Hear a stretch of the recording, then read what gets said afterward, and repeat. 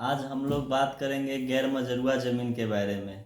क्योंकि बिहार में सर्वे का काम शुरू हो चुका है और बिहार में सर्वे का काम शुरू हो गया है, तो इसमें देखेंगे गैर मजरूआ ज़मीन के पीछे सरकार का क्या मंशा है कि सरकार गैर मजरूआ ज़मीन को क्या करेगी। तो इसी के बारे में हम लोग आज समझेंगे कि गैर मजरूआ ज़मीन को सरकार इस सर्वे में क्या करेगी।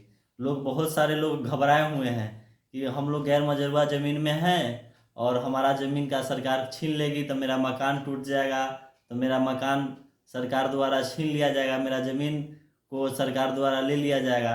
तो सबसे पहले गैर मजरूआ ज़मीन में अगर आप बसे हुए हैं, रह रहे हैं, घर या मकान बनाए हुए हैं, तो आपको घबराने की ज़रूरत नहीं है। इसीलिए घबराने की ज़रूरत नहीं है क्योंकि आप गैर मजरूआ ज़मीन के बारे में पहले समझिए कि गैर मजरूआ ज़मीन होता क्या है। आप ठीक है, अच्छा है, आप गैर मजरूआ ज़मीन में बसे हुए हैं, तो इस गैर मजरूआ ज़मीन में सरकार आपसे घर नहीं तोड़ेगी, न ही आपका घर छीनेगी, न ही आपसे ज़मीन छीनेगी। सिर्फ आप इस बात को समझिए गैर मजरूआ ज़मीन होता क्या है। गैर मजरूआ दो तरीका का होता है, एक गैर मजरूआ आम होता है और एक गैर मजरूआ खास होता है।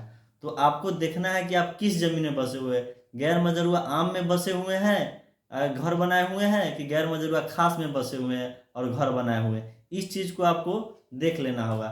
गैर मजरूआ आम, तो गैर मजरूआ आम जो होता है सरकारी ज़मीन होता है, यह पूर्णतः सरकारी ज़मीन को माना गया है।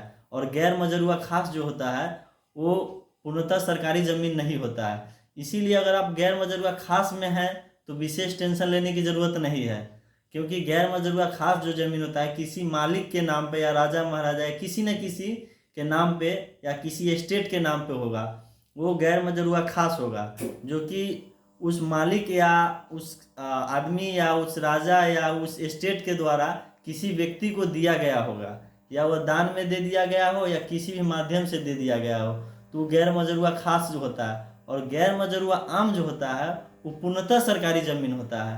अगर इसमें आपका घर या मकान बना हुआ है तो आप इसमें आप प्रूफ नहीं कर पाइएगा कि यह ज़मीन मेरा है। सिर्फ इसमें आप यही प्रूफ कर कीजिएगा कि हम इतना सालों से रह रहे हैं। जब इतना साल से आप अगर रह रहे हैं तो ऐसा नहीं कि अगर आप गैर मजरूआ ज़मीन में बसे हुए हैं तो सरकार आएगी और आपको बुलडोजर से घर ढहा देगी, ऐसा नहीं होगा। आपको उसमें समझाया जाएगा, आपको प्रूफ करना होगा कि हम कितना साल से रह रहे हैं, कितना दिन से रह रहे हैं। अगर आप 50 साल 60 साल से रह रहे हैं तो सरकार आपको दिक्कत नहीं देगी, क्योंकि गैर मजरूआ आम जो होता है वो सरकार जो भूमिहीन व्यक्ति होता है उसको रहने के लिए ही सरकार देती है।